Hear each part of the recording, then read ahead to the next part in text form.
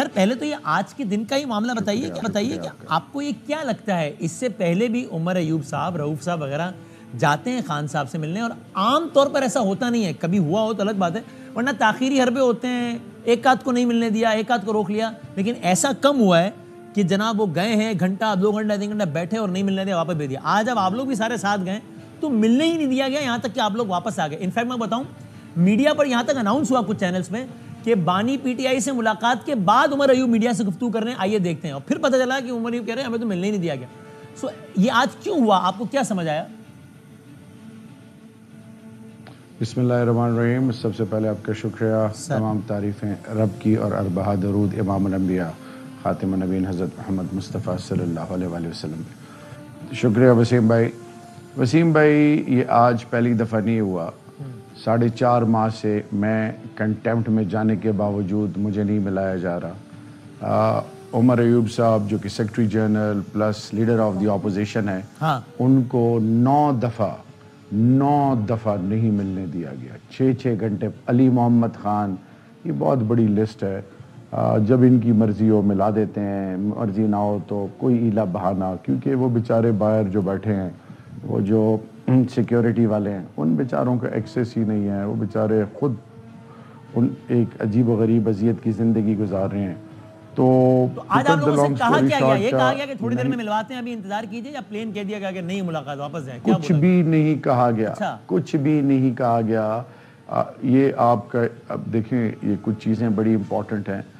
Leader of the opposition national assembly میں، leader of the opposition senate میں، پاکستان کی سب سے بڑی پارٹی کے سیکرٹری جنرل، پھر الیکٹڈ ایم این ایز۔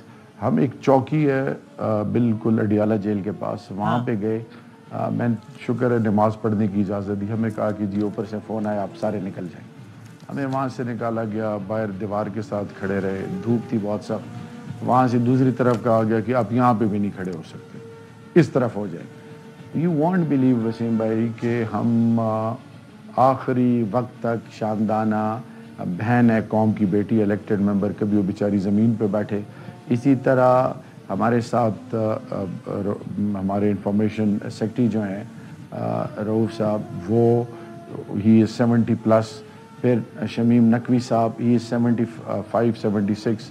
اب میں آپ کو نہیں بتا سکتا کہ ایک ایسی اپروچ تھی کہ ان کی تذلیل کی جائے، ان کو ذلیل کیا جائے، اور یہ کسی طریقے سے مایوس ہو کے چلے جائیں، لیکن الحمدللہ ہم ڈٹے ہوئے ہیں، اپنی جگہ کھڑے ہوئے ہیں، ہم rule of law, supremacy of law کی بات کرتے ہیں۔ یہ تو آپ نے آج کی آپ بیتی بتا دی کہ آج یہ ہوا، اور شریعت صاحب آپ ظاہر ہے بڑے فرسٹریٹڈ تھے اس بات پہ کہ مجھے اللہ جانے کون نہیں ملنے دے رہا۔ آج بہرحال آپ کی ملاقات کا اہتمام ہوا، لیکن اس وجہ سے ملاقات نہیں ہو سکی جو آپ نے بتایا۔ سو آپ کو یہ تعین ہو گیا کہ آپ کی جو اب تک ملاقات نہیں ہو پا رہی تھی، وہ انہی عناصر کی طرف سے نہیں ہو پا رہی تھی، جن عناصر نے آج کسی کو نہیں ملنے دیا خان صاحب سے، یعنی کہ سیکیورٹی اہلکار یا ان کے پیچھے کوئی اور، یا پارٹی کے اندر سے کوئی تھا جو ملنے نہیں دے رہا تھا؟ نہیں، دا رائٹنگ از آن دا وال۔ دیکھیں نا، میرا کیوں نہیں، میں ہم تو ساری لیڈرشپ وہاں پہ موجود تھی نا، تو کیوں نہیں ملنے دیا؟ اور میں اس میں کوئی شک نہیں ہے کہ میں بڑا ہی فرسٹریٹڈ تھا کہ 4.5 ماہ سے مجھے نہیں ملایا جا رہا، ہائی کورٹ کے کہنے کے باوجود۔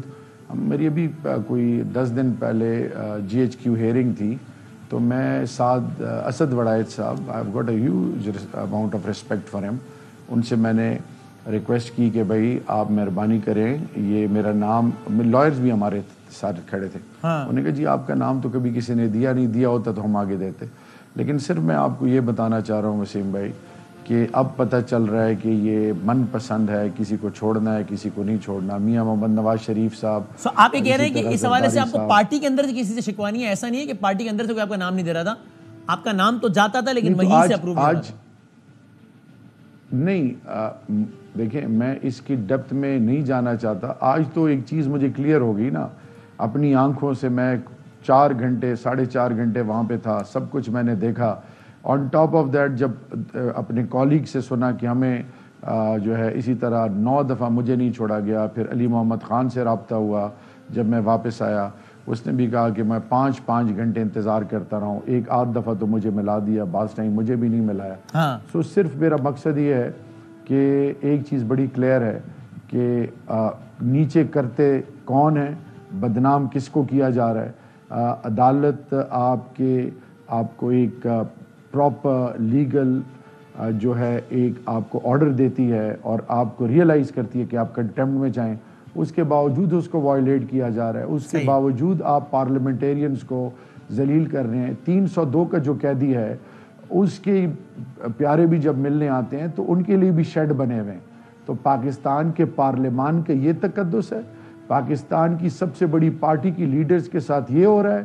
ایم این ایز کا جو سٹیچر ہے, عوام کے نمائندے, ان کو آپ کیا ثابت کرنا چاہ رہے ہیں؟